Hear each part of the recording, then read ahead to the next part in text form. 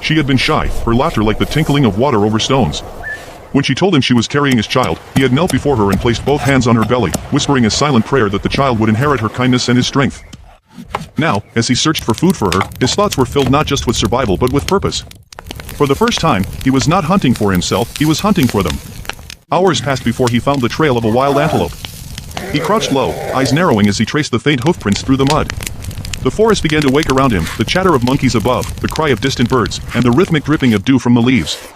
He followed the trail until he reached a small clearing bathed in golden morning light. There, the antelope grazed, unaware of his presence. Abele pulled an arrow from his quiver, aimed steadily, and released. The arrow flew straight and true, striking the creature cleanly. The forest echoed with the cry of the animal, then fell silent again. He whispered a prayer of thanks. He never killed without honoring the life taken. As he bent to lift the animal, a low growl rumbled behind him. His blood froze. From the shadows emerged a leopard, eyes glinting like fire. It must have been tracking the same prey. The beast crouched, muscles rippling beneath its spotted coat. Abele stepped backward slowly, his heart hammering. He knew he could not outrun it. His wife's face flashed before his eyes, more Nike, alone in their hut, waiting for him to return. He could not die now. The leopard sprang. In one swift motion, Abele rolled aside, snatching his spear from his bag. The beast landed where he had been standing and turned immediately.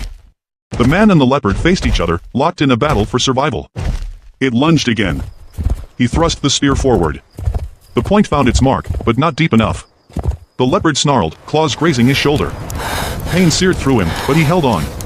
Not today, he shouted, driving the spear again, this time with every ounce of strength he had left. The animal collapsed with a final growl, the forest once again swallowing the sound into silence. Abele fell to his knees, panting, his arm bleeding. For a moment, he could barely move. Then he looked toward the heavens and whispered, "For her, for my Mornike." He wrapped his wound with strips torn from his cloth, lifted the antelope over his shoulder, and began the long journey home. Back in the hut, Mornike stirred. She had been dreaming of a dark forest and the cry of a beast. Her heart pounded with fear.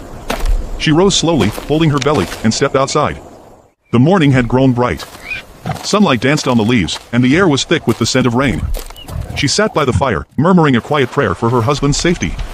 It was almost noon when she saw him emerging from the path, limping slightly but alive. Her heart leapt with joy. "Abele," she cried, rushing to meet him. He dropped the antelope to the ground and smiled weakly.